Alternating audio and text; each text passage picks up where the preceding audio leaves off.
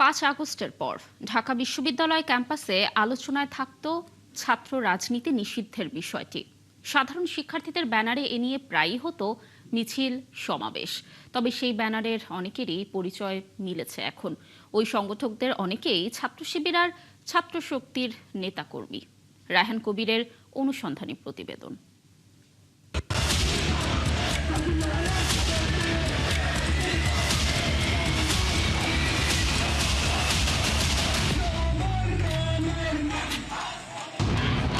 জুলাই অভ্যুত্থানের পর থেকে ডাকসু নির্বাচন অবধি ঢাকা বিশ্ববিদ্যালয় ক্যাম্পাসে এভাবেই সাধারণ শিক্ষার্থীদের ব্যানারে চলত ছাত্র রাজনীতি বন্ধের জোরালো আন্দোলন। তখন থেকেই প্রশ্ন ছিল আন্দোলনকারীদের রাজনৈতিক উদ্দেশ্য নিয়ে।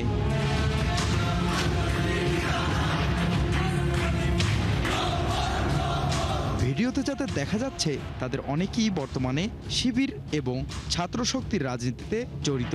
কেউ সরাসরি যুক্ত না হয়ে সামাজিক মাধ্যমে সংগঠন দুটির প্রতি সমর্থন দিয়ে আসছে।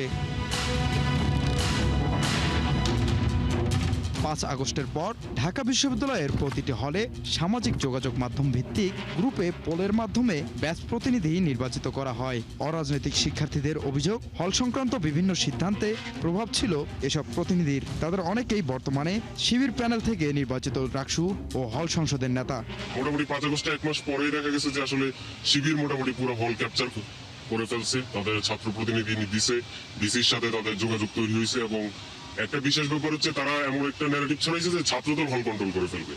তো তারা সাধারণ শিক্ষার্থী ব্যানার দেখা গেছে ছাত্রদলের বিরুদ্ধে একটা বিষোদ্গার তৈরি করছে এবং এটা তৈরি করার মাধ্যমে তারা একটা ব্যাপার দিছে যে এই ছাত্র রাজনীতি করা যাবে না। এই ছাত্র রাজনীতি নিষিদ্ধ যে আন্দোলনটা, ওইখানে আমি নিজেও অ্যাক্টিভলি পার্টিসিপেট করেছিলাম। কিন্তু আমার সাথে যারা সহযোদ্ধা ছিল ওই টাইমে, যে ছাত্র রাজনীতির বিরুদ্ধে যারা আন্দোলনে যারা ছিল, তারা আপনি যার যেমনটা বলেছেন এমনই সবাই এখন কোনো না কোনো সংগঠনে, বিশেষ করে শিবির অথবা ছাত্র শক্তি। সেসব গ্রুপের অ্যাডমিনদের বেশিরভাগই এখন প্রায় প্রতিটি হলের ভিপি কিংবা জিএস। দুটি স্ক্রিনশটে দেখানো দুজনের একজন আহমেদ আল সাবা, মুজিব হলের জিএস, আরেকজন আশিক বিল্লাহ, বিজয় ৭১ হলের জিএস। ছাত্র রাজনীতির বিরুদ্ধে দাবি করে তৎকালীন বাকসাস থেকে পদত্যাগ করা আরেক নেতা আজিজুল হক, যিনি শিবিরের সমর্থনে হন সূর্য সেন হলের ভিপি। এমন চিত্র প্রায় প্রতিটি হলের।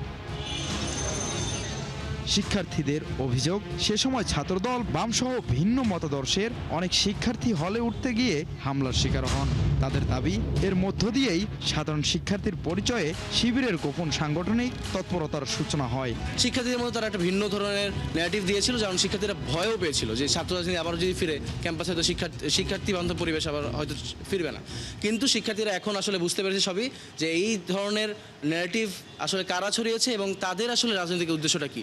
তারা চেয়েছিল এই শুধুমাত্র ছাত্র রাজনীতি যদি ক্যাম্পাসে বন্ধ করা যায়, তারা তো আসলে গুপ্ত অবস্থায় রাজনীতি করছে, তাদের ক্যাম্পাসে শুধু তারাই রাজনীতি করবে। হলে যদি ছাত্র রাজনীতি নিষিদ্ধ হতো, তাহলে দেখা যেত যে ইসলামী ছাত্র শিবিরের নেতাকর্মীরাই শুধুমাত্র হলগুলোতে তাদের যে সাংগঠনিক কার্যক্রম সেটি গুপ্তভাবে পরিচালনা করছে, অন্য কোনো সংগঠন করতে পারছে না।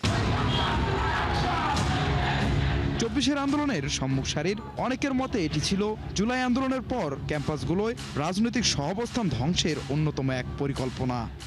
এই সময়টা ৫ আগস্ট পরবর্তী এই সময়টা ছাত্র শিবির যা করেছিল সাধারণ শিক্ষার্থী নাম দিয়ে, এটা ছাত্র রাজনীতির ক্ষেত্রে এটা একটা কালো অধ্যায়। তবে ভিন্ন কথা বলছেন শিবির প্যানেল থেকে নির্বাচিত নেতারা। এক্ষেত্রে শুধুমাত্র ছাত্র শিবিরকে দোষারোপ করা, এটা একটা রাজনৈতিক বুলি ছাড়া আর কিছু না। প্রত্যেকটা রাজনৈতিক দল কোনো না কোনোভাবে অন্য ব্যানারে, সাধারণ শিক্ষার্থীর ব্যানার হোক অথবা অন্য কোনো ব্যানার হোক, নিজেদের আন্দোলন, নিজেদের এজেন্ডা পরিচালনা করেছে বিভিন্ন সময়ে, এবং এটা শিবিরও করেছে। এটা দলগুলোর রাজনৈতিক কৌশলের অংশ হতে পারে।